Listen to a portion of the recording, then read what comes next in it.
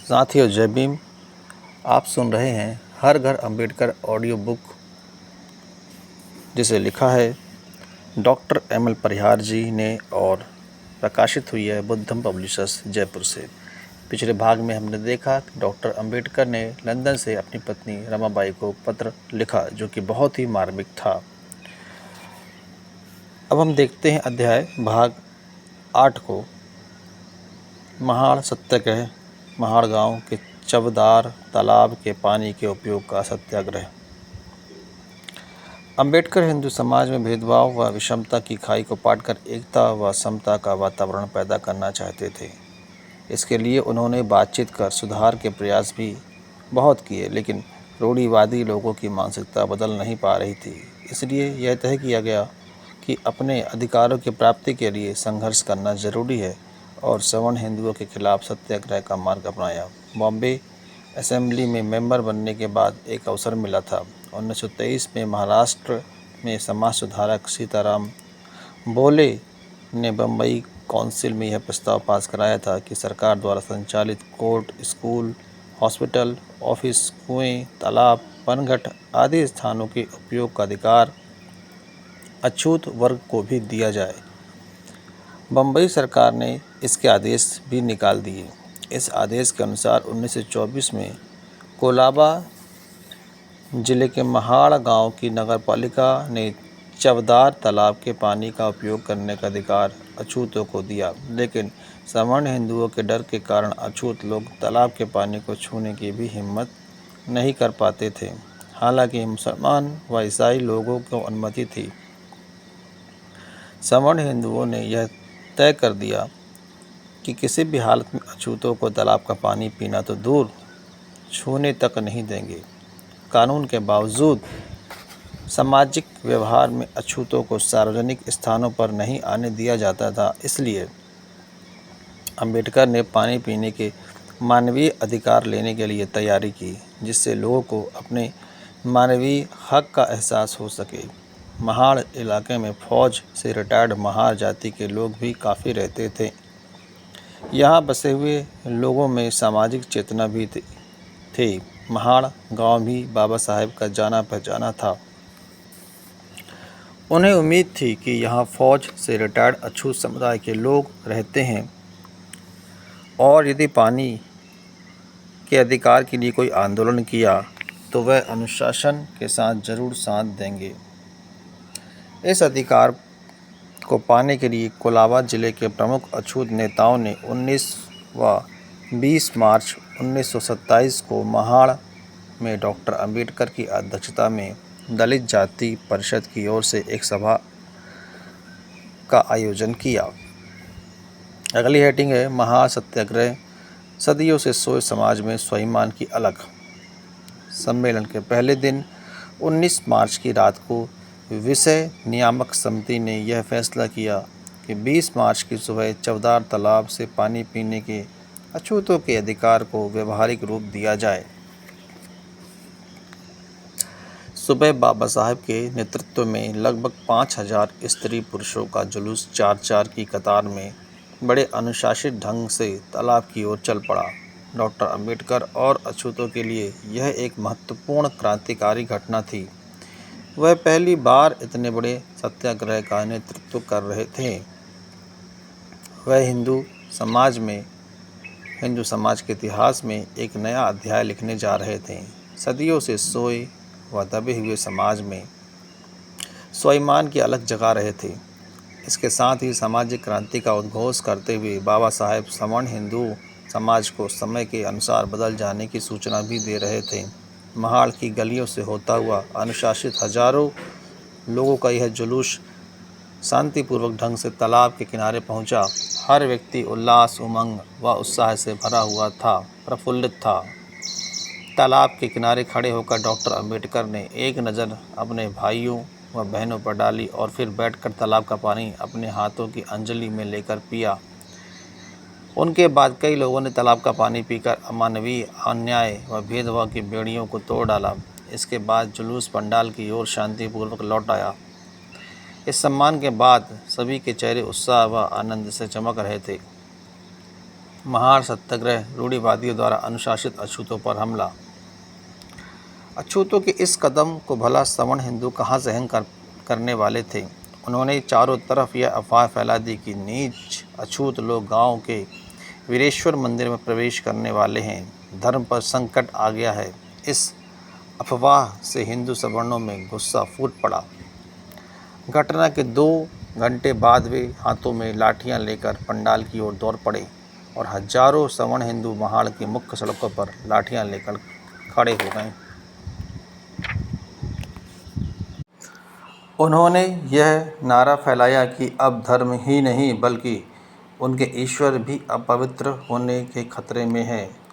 उस समय अधिकतर अछूत तो महाड़ से चले गए थे। कुछ महाड़ के बाजार में घूम रहे थे, कुछ पंडाल में भोजन कर रहे थे और कुछ गांव जाने की तैयारी में थे। गुस्से से भरे हुए कट्टर हिंदुओं ने जहां कहीं भी स्त्री पुरुष मिले उन्हें पीटना शुरू कर दिया। जो भोजन कर रहे थे उन पर डंडे बरसाए, फिर उनके भोजन को मिट्टी में मिला दिया। इससे वहां भगदड़ मच गई। स्त्रियों व बच्चों तक को उन्होंने नहीं छोड़ा। खुद बाबा साहेब का भी खून खौल उठा था, लेकिन अछूतों के उद्धार के मार्ग में उन्हें अभी बहुत लंबा सफ़र तय करना था। इसलिए अपने साथियों को भी कहा कि गुस्से को पी जाएं और शांत रहें। इस जुलूस में अफगान युद्ध और कई युद्धों के में बहादुरी से लड़े महार रिटायर्ड फौजी भी थे। यदि उन्होंने सवर्ण उपद्रवी हिंदुओं पर जवाबी हमला बोल दिया होता तो उन्हें जान के लाले पड़ जाते, लेकिन ऐसा नहीं किया।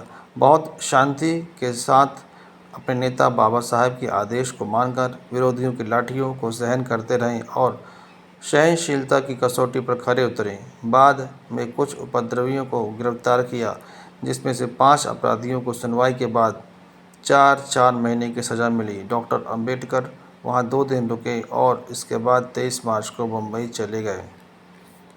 बहिष्कृत भारत अखबार के जरिए विरोधियों का करारा जवाब। डॉक्टर अंबेडकर महार तालाब के शुद्धिकरण को अपमान समझकर आगे रणनीति तैयार करने लगे। इधर अंबेडकर पर चारों ओर से आलोचकों के वैचारिक हमले होने लगे। अपने विरोधियों को वह बौद्धिक स्तर पर करारा जवाब देना चाहते थे। उधर सनातनी सवर्ण हिंदू भी शांत नहीं बैठे थे। अछूतों के उस मानवीय हक को छीनने के लिए उन्होंने महाड़ नगरपालिका पर इतना दबाव डाला कि तालाब पर सभी के पानी के उपयोग की छूट के प्रस्ताव को वापस ले लिया।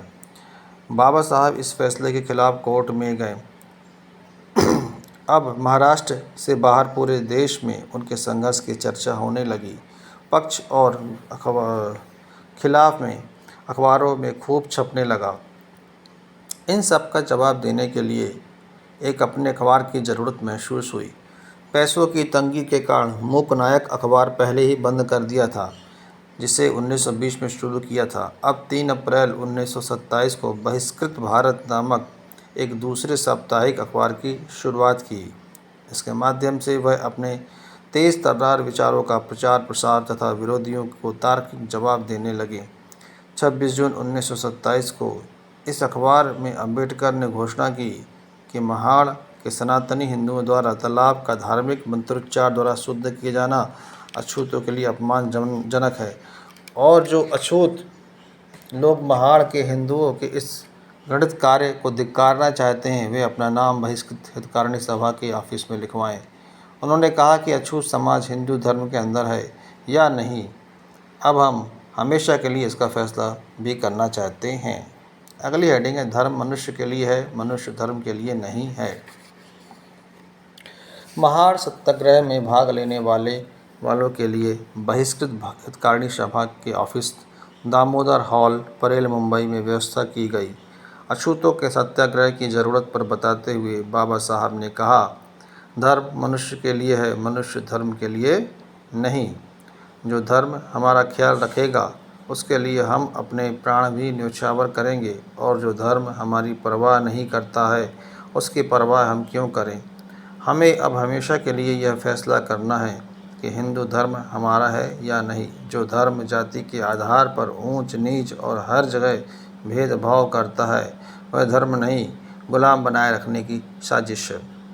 दूसरे दिन 27 दिसंबर की सुबह अंबेडकर ने सत्याग्रह स्थगित करते हुए प्रस्ताव खुद ही प्रस्तुत किया। अपने नेता को शांत और गंभीर देखकर सभा में शांति छा गई। इस प्रकार महाड़ के संघर्ष का वह पड़ाव पूरा हुआ।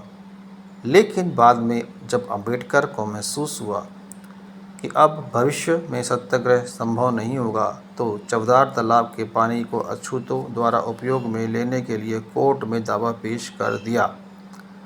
अगले कई सालों तक मुकदमा चलता रहा और अम्बेडकर पैरवी करते रहे। आखिर 17 मार्च 1937 को बम्बई हाई कोर्ट ने अछूतों के पक्ष में फैसला दिया।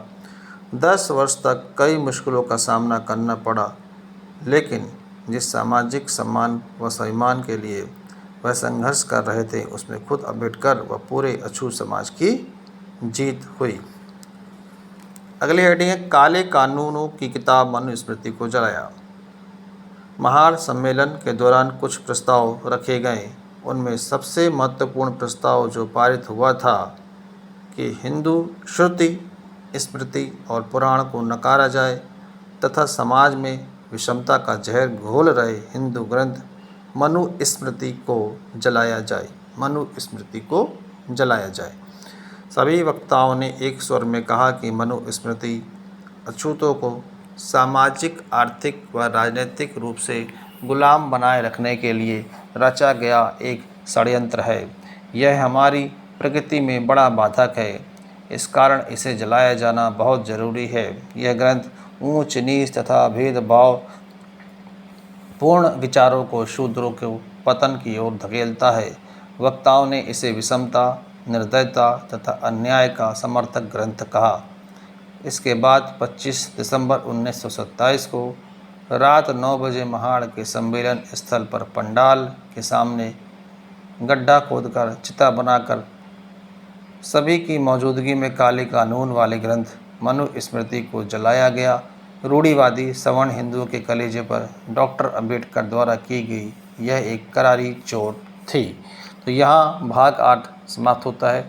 जल्दी मिलते हैं अगले भाग में। तब तक के लिए जय भीम।